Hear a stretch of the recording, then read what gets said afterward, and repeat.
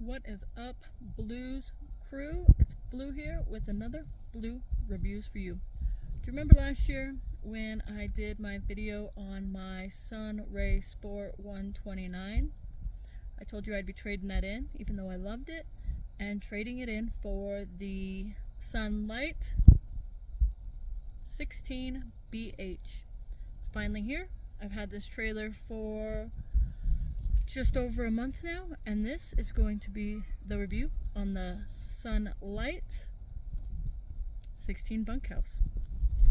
Do not forget, please like and subscribe to my channel. I got 14 subscribers now. We're moving on up. We're going to start on the outside here of my Sunlite 16 BH, and I'm going to show you some of the upgrades I've done in the past month that I've had it. So here she is. This is my setup. As you can see, double awnings, one on the side, one on the back. I have put these awning covers, which I did get on Amazon, to protect the awning from the sun. As you know, New Mexico sun can be harsh. One thing I do not like about this model is I was super excited to have a place to store my sewer hose. My sewer hose, which is the standard Camco sewer hose, will not fit in there. So, real bummer, waste of space. Love the rear entry door. Nice solid steps. Loving the big mean monster tires with the 6-inch lift. Does have a gray tank on this one. My 129 did not have the gray tank. I also upgraded my low point drains to have an easy on-off switch, and these are also aluminum, so a little more durable than the ones that come on there. And I actually left the plastic ones at a campsite on my last trip, and I had to replace them anyways.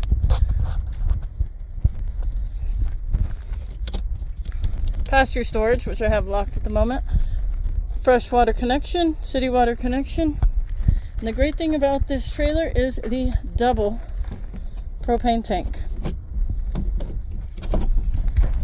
Never gonna run out of propane. Came with the electric hitch.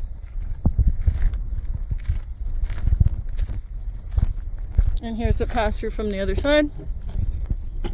Lots of space in the pass-through, guys. Lots of space. I have added some lights. And it has the water tank up here in the front pass-through, which is nice. It actually adds to my tongue weight, which I actually needed to do because I have relocated. As you can see, I do not have batteries up here because I have relocated my batteries. One of the big upgrades that I did. Another very exciting upgrade that I did to this is, it's hard to see from here, but I have a Go Power 200 watt hard panel up top, which is pairing with the stock 100 watt, which eventually I will switch out, but for now we're rolling with 300 watts of solar up top. As we make our way inside, there is the beautiful Alexa. We have our heater down here, our control panel and converter, and my pride and joy, which some people hate, some people love.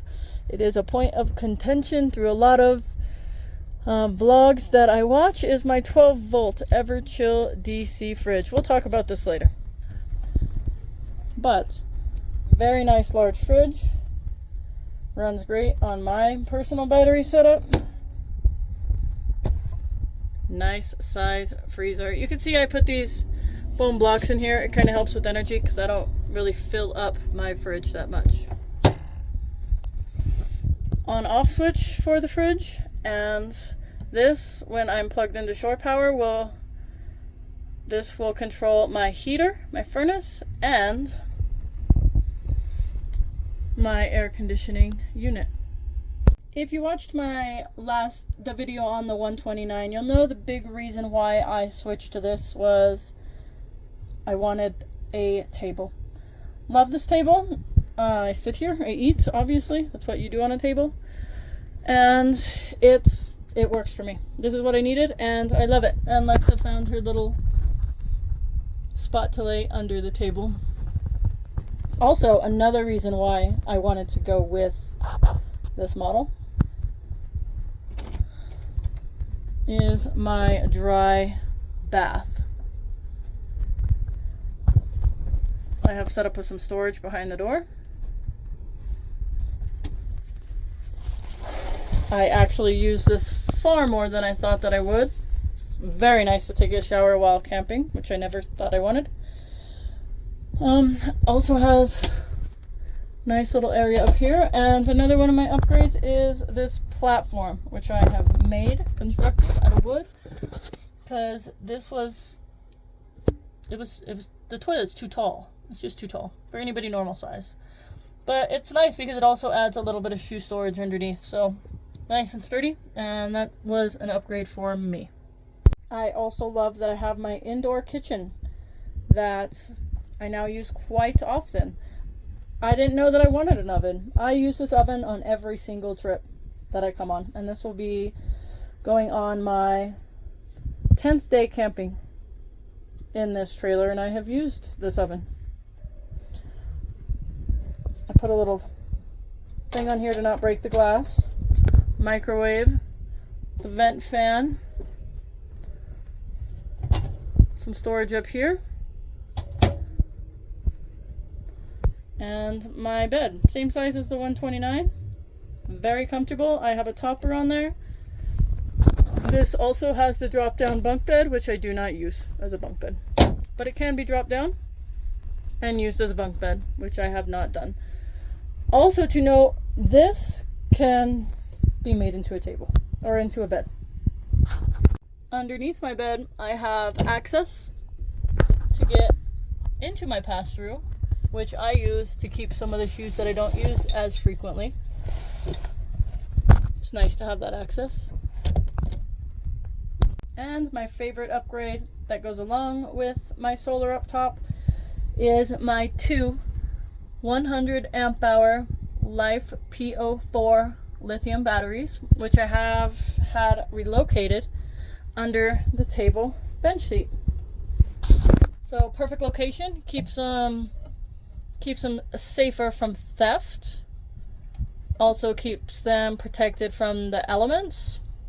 And I have found that this 200 amp hour setup is actually running my fridge just fine. Along with that, I have installed a battery monitor. As you can see, I'm at 100%. This fridge has been running now for literally 2 weeks on the whole time. And what I like about this is, instead of what comes with the trailer, actually this is an upgrade too, so this did not come with the trailer. This is an upgraded 30 amp Go Power controller. This controls all my solar coming in and controls how much goes into my battery. I like this setup better because it tells me how many volts my solar is getting, the temperature of my solar panels, and how many amps my solar panels are currently putting into my battery, which is 10 amps into my battery right now. This is great, but it doesn't give an accurate reading of battery percentage. It just doesn't. It never will. This, however, will tell me exactly how many amp hours I currently have left in my battery. As you can see, I have 199 amp hours. It tells me how many amps are coming into my battery. I have 5.2 amps coming in, which means the compressor on the fridge is running and taking about 5 amps, but I'm still getting 5 amps into my battery. Tells me how long my batteries are going to last me. That 4 zeros means well over 100 hours. That's what that means. It's just not big enough to calculate how long my battery will run for. This tells me how many volts I'm getting and how many watts is coming out of my battery. Also, it should be noted that I also had a solar port connected drilled through my wall that goes to the outside and here to my battery, just in case I wanted to connect an extra external solar notebook for those days when maybe it's a little cloudier out and I need to move my solar array. I can do that with an external panel. Now that my bench sheet is all back together, we'll come back over here. This is the control panel for all the systems aside from solar on my trailer. So I had her upgraded with a gas and electric water heater, water pump, all the lights, and both of my awnings. This will show me obviously all of my tanks. One thing I didn't so much like about this is that this does not have a vent fan, just the AC, and I'm not often connected to shore power, and so I really liked having the fan, which I have improvised and got this little USB fan, which I did a little short on, which works great for moving the air around. But yes, if you're looking for a 12-volt fan, it does not have one, aside from this one, which doesn't do much for moving hot air out. Another very minor but good to point out upgrade that I did, not even an upgrade, is I have replaced, not even replaced, I had put some lighting film inside these covers to make them not so bright. These are my lights with the film inside the cover. This would be the light without it. So in closing, I did love my 129, but I am so much happier with this trailer.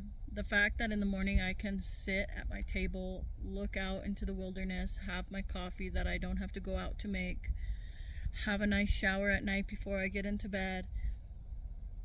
I keep calling it like it's like the size of a little New York City apartment out here in the wilderness. So for anybody who's in the market for the Sunlite Sport 16BH, it's been a great trailer for me. And thank you for watching. This has been another Blue Reviews for you. See you next time.